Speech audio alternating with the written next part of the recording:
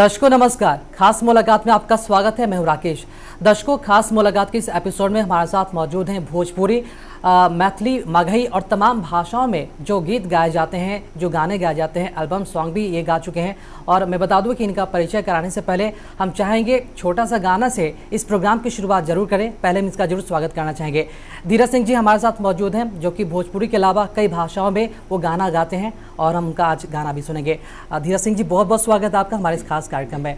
क्योंकि धीरज सिंह जी लोक गायकी के अलावा भोजपुरी, मैथिली, मगही और भी कई सारे लैंग्वेज में आप गाना गा लेते हैं। तो हम चाहेंगे कि प्रोग्राम की जो शुरुआत है वो आपके कुछ मन पसंदीदा जो गाना है उससे शुरुआत हो जाए। बिल्कुल बिल्कुल। वैसे भी किसी चीज़ का शुरुआत तो मतलब गाना से ही हो, भक्ति गाना से हो या गणपति जी का हो तो अच्छा लगता है। लेकिन आपने बोला था कि धीरज जी सिर्फ भोजपुरी गाते हैं, तो नहीं, मेरा बचपन से ही शौक रहा था कि मैं हिंदी गाना गाऊं। बचपन से गाता भी हूँ और मेरे सबसे ज़्यादा पसंदीदा सिंगर हैं वो उदित नारायण जी हैं। उनसे मैं इंस्पायर्ड हूँ और उनसे बहुत कुछ मैं सीखता हूँ। रोज़ उनका गाना हमेशा सुनता हूँ जब भी टाइम मिलता है तो, और मैं उनसे हर रोज़ एक नई चीज़ सीखता हूँ। तो मैं चाहूँगा कि मैं अपने पहले पसंदीदा गायक का ही पहले एक गाना हिंदी में आपको सुना दूँ जी। तो मैं अपना फेवरेट सॉन्ग सुना रहा हूँ। पंछी का पर कतर के कहते हैं, उड़ के दिखाओ, जुबां काट के दुनिया वाले कहते हैं तुम गाओ। रोना चाहे रो ना पाए, दिल कितना मजबूर है।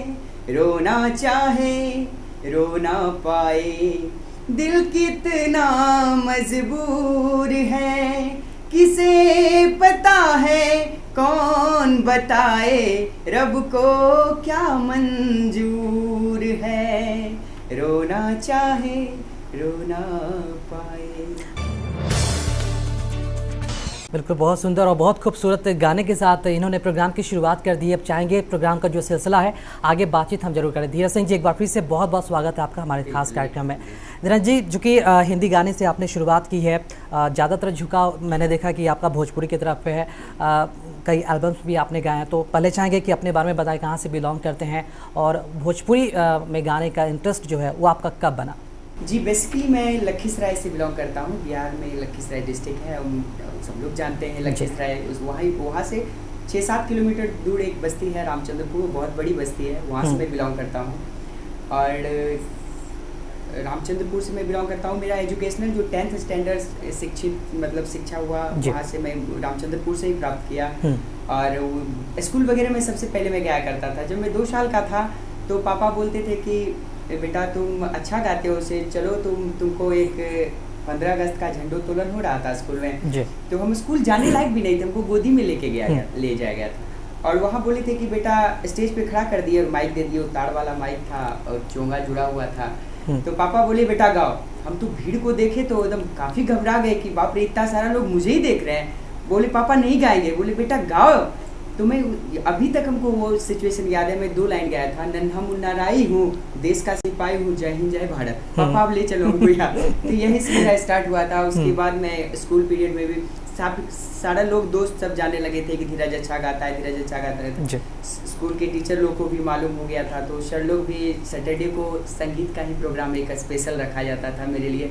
और मैं काफ़ी इनाम जीत चुका हूँ। फूलों सा चेहरा तेरा, अनाड़ी मूवी का गाना उदित नारायण जी का, उसी मूवी का गाना ये रोना चाहे रो ना पाए। उस गाने को गाना एक था लेकिन प्राइस बहुत, मैंने उसी गाने को हर जगह गा के काफ़ी लोगों के दिल में अपनी जगह बनाया। तो ऐसे गाना एक लेकिन इनाम अनेक, अलग अलग तरीके से नवाजा गया आपको। ठीक है, क्या बात है, बहुत खूब। तो चाहेंगे कि आगे का जो अब सफ़र रहा है आपका, उसके बाद से आपने जो गायकी की शुरुआत की, तो अभी तक का आपका जो सफ़र है किस तरह चल रहा है?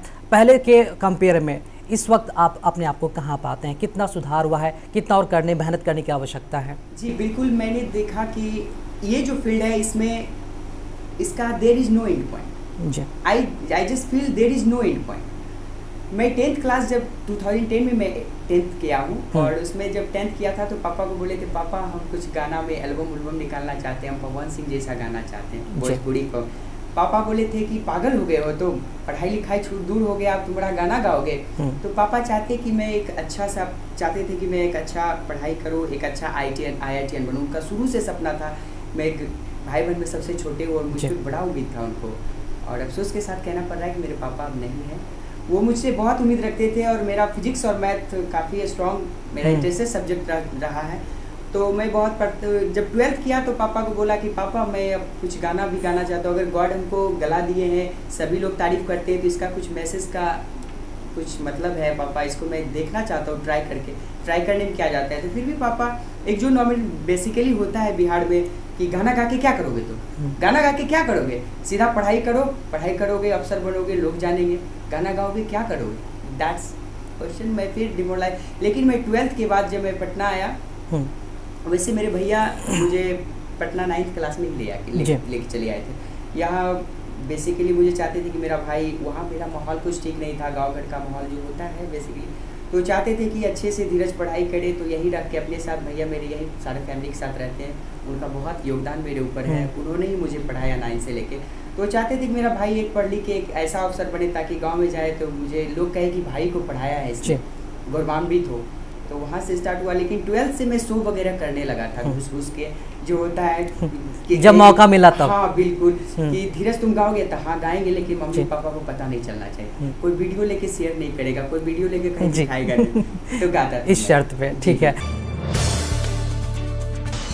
धीरज जी, आपने एजुकेशन के बारे में बताया कि एक तरफ फिजिक्स ऑनर्स में फर्स्ट ईयर में आप हैं, और MSc में, ठीक है, दूसरी तरफ आप गाने के भी शौकीन हैं, तो ऐसा बहुत ही कम देखा जाता है, तो बैलेंस कैसे बनाते हैं आप? जी देखा जाए तो ये कहना बहुत मुश्किल होगा, क्योंकि एक कहावत है, दो नैया पे पैर नहीं रखना चाहिए। लेकिन शुरू से मेरा जो था वो कि पढ़ो पढ़ो पढ़ो, तो मुझे डिसाइड कर लिया था मैं कि पढ़ना है और कुछ नहीं करना है, सिंगिंग कुछ नहीं, बस 10 लोग के बीच में, दोस्त के बीच में गा लूँगा, यही काफ़ी है।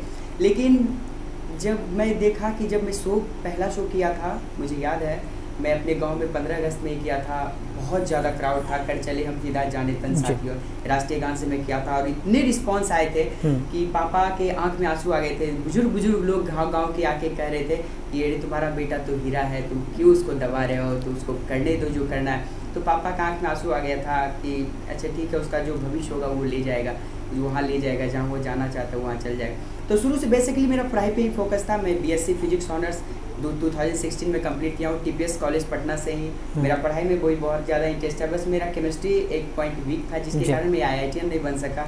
और कहा जाए तो मेरे अगर पढ़ाई में कोई अगर मेरे भगवान तुल्य है तो वो सिग्रवाल सर हैं, यही अभी उनका क्लास चलता है, मुझे फिजिक्स वही पढ़ाते थे, बेसिकली फाउंडेशन 19 में।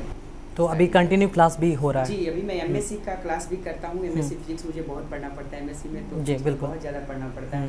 तो मैं पढ़ाई भी करता हूँ, साथ साथ में शो वगैरह भी करता हूँ। हर रोज़ कहीं ना कहीं से क्या कहते हैं कि कॉल आ ही जाएगा, धीरज तुमको यहाँ आना अर्जेंट है, इज्जत का सवाल। ये जब सुनता हूँ तो इज्जत का सवाल है, तो बस एक बैग उठाता हूँ, उसमें 2-4 कुर्ते करता हूँ और दौड़ जाता हूँ। इज्जत का सवाल है तो अब धीरज जाएगा। बिल्कुल, इज्जत बचाना तो काम है। यस बिल्कुल ठीक है।